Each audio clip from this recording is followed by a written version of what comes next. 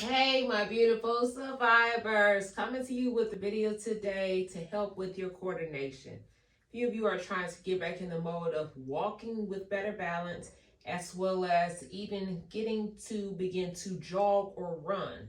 So a few tips I said I was going to leave you with to help you with figuring out how to get your coordination started to be able to take a jog or a run or to even walk more efficiently. So we're actually going to stand up against the wall. I'm going to start off on the wall to show you a few things. And you can have an open wall as such, or if you need a little more help with balance, we can come against the wall where you may be able to lean against if you're falling off. So I'm going to step back for an open wall at the moment. I'm going to have you lean against such. And the first thing we're going to do, going through progression steps, are work on lifting the knees. Based on where you are in your recovery, you may be able to lift your knees up as higher. You may not be able to. If you can, at the point you can get these knees up high like such, I want you to focus also on the foot, driving the toes up towards the ceiling, dorsiflexing the foot. So as we're doing this is just step one. So I'll have you do, I would say, and this could be a progressive exercise for you, 10 to 12, and we'll call them stationary marches up against the wall. And again, I'll come over to the side. If you need some with a little more balance, stationary as well, up against the wall. So therefore, if you're falling over, you have this as your support. And again, 10 to 12 of those. And from that position, then we're going to start to add in hands. And the thing when you're adding in the hands, this really helps with the coordination. The hands are now going, because that was a huge step as I was trying to learn how to get to walking better, as well as I really wanted to get back into running. So I had to take this step first. Learning how to move the arm and the leg at the same time. And that's a lot for our brain to comprehend at times. So we're going to take our time doing this. There's no rush in between. There's no rush at all.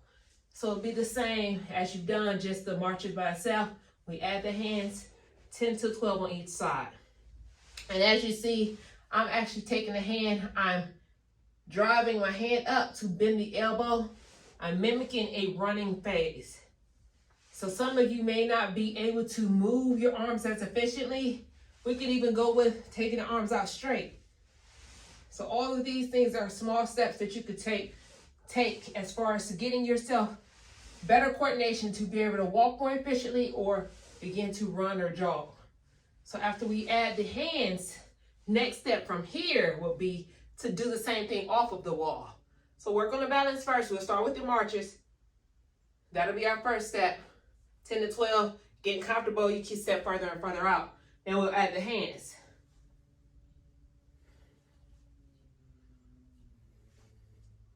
Or if you need to do straight, and I'll turn sideways so you can see what I'm doing. Straight arms. Or we'll bend the arms.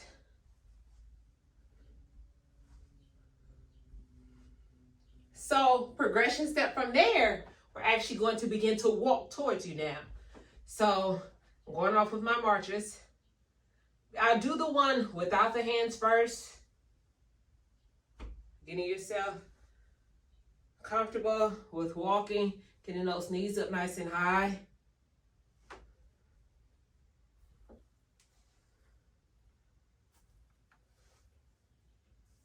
Stepping back, next step from there, we're going to add the hands.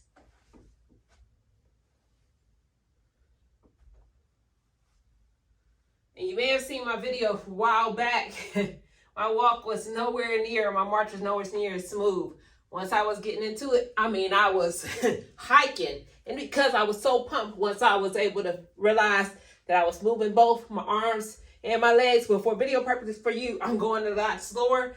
But you'll have different areas of when you get into the motion of doing it. Me, I get excited. So I was overemphasizing everything, and my video kind of looked like this. So these are all correct. Just depends on where you are in your progression.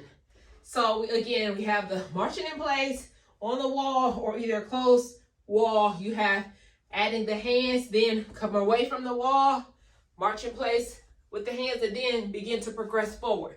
So from there, Our next one, for this video purposes, I'm going to go with the skip. Make sure I have enough space. Which, my skip to me is still a little weird because I don't skip quite often. So I started off with big leaps and jumps, and I'm going to go backwards too. So this progression right here, or transition right here, just helps you get more comfortable with trusting your body and taking bigger steps.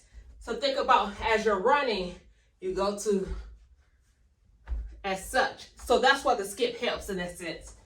So I'll step back, skip. And it's really, I'm hopping. I'm gonna turn sideways so you see I'm hopping, and as I'm hopping, I'm excelling forward.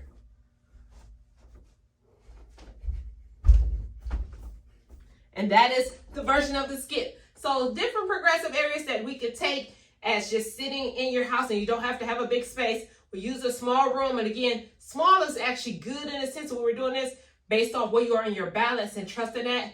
So you don't have this large space to worry about falling into anything. So a smaller space in a sense is good, or a space that you don't have anything that you may fall into. So try these small steps, helping you to get ready to walk with better coordination or getting ready for a jog. Let me know how these work for you.